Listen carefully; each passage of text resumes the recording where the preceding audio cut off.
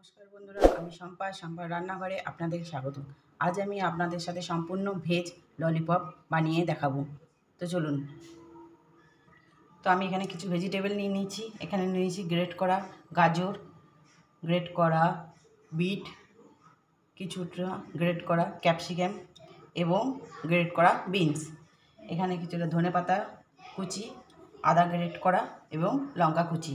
আপনারা চাইলে যে কোনো ভেজিটেবল এটার মধ্যে নিতে পারেন। ফুলকপি, মটরশুঁটি, কর্ন, সব রকম সবজি আপনারা নিতে পারেন। বাড়িতে যা পড়ে থাকবে সেটা দিয়ে এটা বানাতে পারবেন।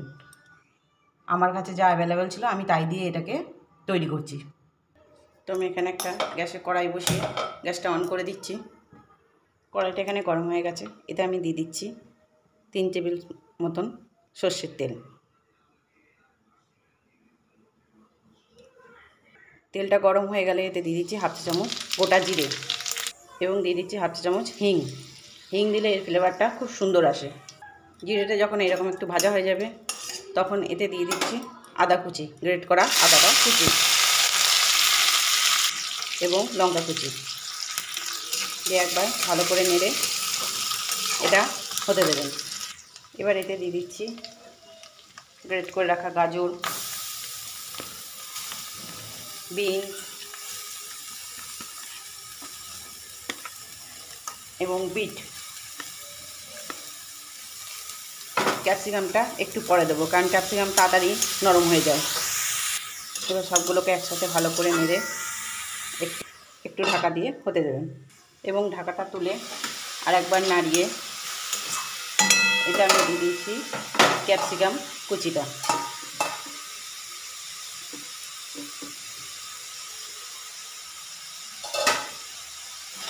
দিয়ে একবার ভালো করে নাড়িয়ে নেব। নাড়িয়ে আমি এতে দিয়ে দিচ্ছি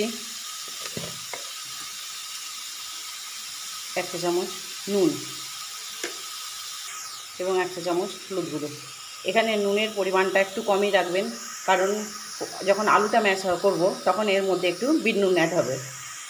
এবং দিয়ে দিচ্ছি 1 চা চামচ ধনে গুঁড়ো। এখানে আমি জিরে গুঁড়ো ব্যবহার করছি না। দিয়ে একবার ভালো করে নাড়িয়ে নেবেন এবং এতে দিয়ে দিচ্ছি 1 চা চামচ চিনি। আপনারা আপনাদের স্বাদ অনুযায়ী মিষ্টিটা দেবেন।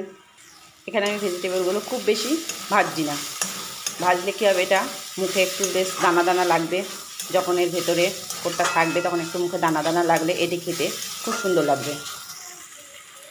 এবার এটাকে আমি নামিয়ে দিচ্ছি। নামিয়ে দিয়ে এটাকে আমি একটু ঠান্ডা হতে দেবো।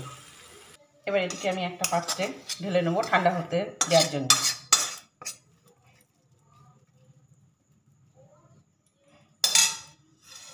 এবার এখানে আমি 4টে আলুকে সিদ্ধ করে নিয়েছি। এটাকে আমি গ্রেটারে গ্রেট করে নেব।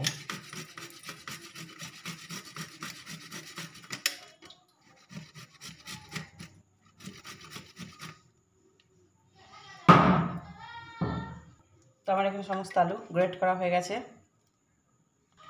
এখানে আমি আলুগুলোকে একটা পাত্রে নিয়ে নিয়েছি, গ্রেট করা আলুগুলো, এবং এর মধ্যে দিয়ে দিচ্ছি আমি ভেজে রাখা ভেজিটেবলটা।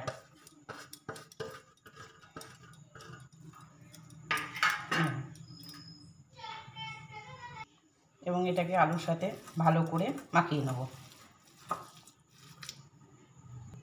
এবং এতে দিয়ে দিচ্ছি হাফ চা চামচ অরিগানো। অরিগানোটা দিলে এর স্বাদটা আরও ভালো হয়। এবং 1 চা চামচ গরম মশলা গুঁড়ো এবং দিয়ে দিচ্ছি হাফ চা চামচ গোলমরিচ গুঁড়ো। আপনারা চাইলে গোলমরিচ গুঁড়ো বেশিও নিতে পারেন। এতে দিয়ে দিচ্ছি আমি 1 চা চামচ চাট মশলা এবং কুচনো ধনেপাতা। এবার সবগুলোকে একসাথে ভালো করে মাখিয়ে নেবেন।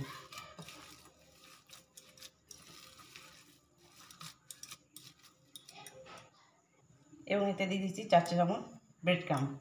আপনারা চাইলে এর মধ্যে ওটসও ব্যবহার করতে পারেন। ওটসটাকে গুঁড়িয়ে এর মধ্যে ব্যবহার করতে পারেন।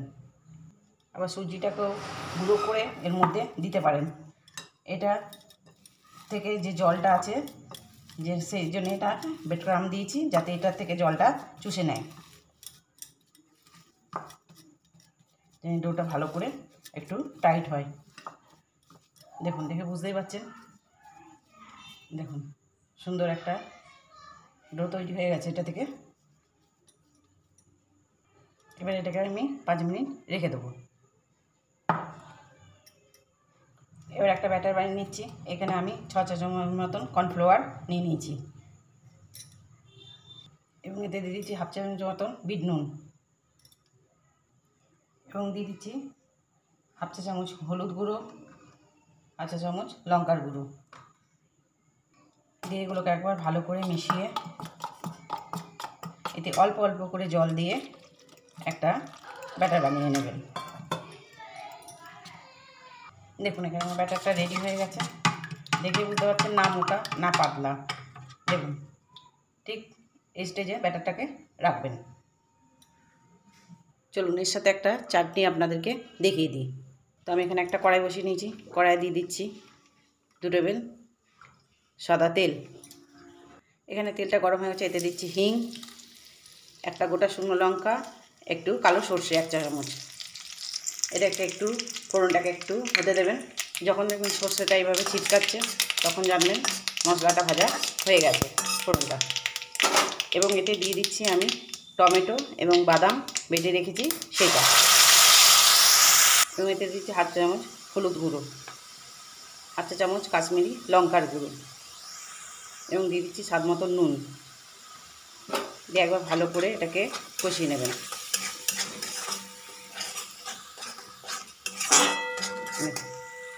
এবং এতে দিয়ে দিচ্ছি 4 চা চামচ মতন চিনি। এটা আমি 1 চা চামচ কর্নফ্লাওয়ার গুলে রেখেছি সেটা আমি দিয়ে দিচ্ছি এটা একটু ঘন হওয়ার জন্য। দেখুন এখানে আমার চাটনিটা রেডি। এই চাটনিটা ললিপপের সাথে, ভেজ ললিপপের সাথে খেতে দুর্দান্ত লাগে। আপনারা চাইলে কেচাপও ব্যবহার করতে পারেন। তবে এই চাটনিটা বানিয়ে একবার খেয়ে দেখবেন ভেজ ললিপপের সাথে খেতে, এটি খুব সুন্দর খেতে লাগে। চলুন এবার ললিপপটা তৈরি করে নিই। এখানে আমি কিছুটা ব্রেড ক্রাম্ব নিয়ে নিয়েছি। আমি একবারে নিইনি, আমি অল্প অল্প করে নিয়েছি। আপনারা অল্প অল্প করে ব্রেড ক্রাম্বটা নেবেন, না হলে এটা ভিজে যাবে। দেখুন এবার ডো থেকে এরকম করে অল্প অল্প করে তুলে নেবেন।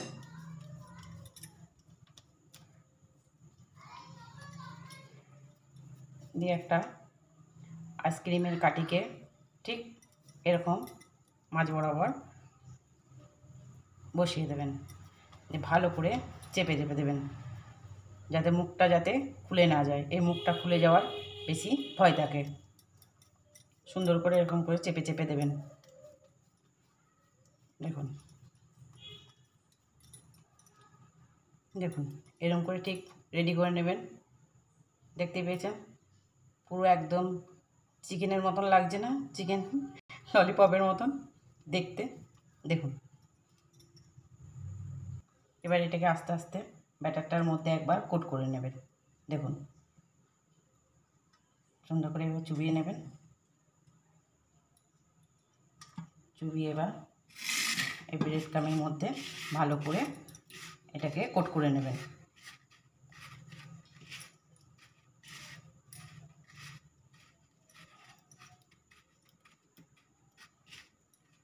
চিপে চিপে কোট করে নেবেন। দেখুন এইভাবে ঠিক কোট করে নেবেন। এবার এইভাবে একটা পাত্রে রেখে দেবেন। এইভাবে আমি একে একে সমস্ত ললিপপ কোট করে নেব। এখানে আমার সমস্ত ললিপপ গড়া হয়ে গেছে। দেখুন তো আমি এখানে আগে থাকতে একটা ফ্রাই প্যানে তেল গরম করতে দিয়ে দিয়েছি। তেলটা গরম হয়ে গেছে। এবার এতে আমি একে একে সমস্ত ললিপপ ছাড়বো। এই সময় গ্যাসের ফ্লেমটা কিন্তু একটু মিডিয়াম রাখবেন, যে আস্তে আস্তে করে এগুলোকে ছেড়ে দেবেন। দেখুন আমি একে একে ললিপপগুলো ছেড়ে দিয়েছি। ললিপপ তো আমরা সাধারণত জানি চিকেন দিয়ে হয়, কিন্তু এই ভেজ ললিপপ একবার আপনারা বাড়িতে ট্রাই করে দেখুন, এটি খেতে খুব সুন্দর। এবার এটাকে আস্তে আস্তে আমি উল্টে দেবো। এক পিঠটা হলে আরেক পিঠটা সুন্দর উল্টে দেবো। দেখুন এখানে আমার ললিপপগুলো ভাজা হয়ে গেছে। এবার এগুলোকে আমি একে একে তুলে নেব। আমার এখানে সমস্ত ললিপপ ভাজা হয়ে গেছে।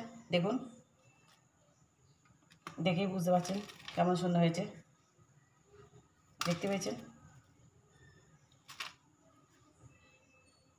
এবং এতে কতটা ক্রিস্পি হয়েছে একবার দেখুন, দেখে বুঝতেই পারছেন কতটা ক্রিস্পি হয়েছে। এটা খেতেও কিন্তু খুব সুস্বাদু। দেখুন, বাড়িতে কোনো গেস্ট আসলে এটি আপনারা চটজলদি পাঠিয়ে দিতে পারবেন।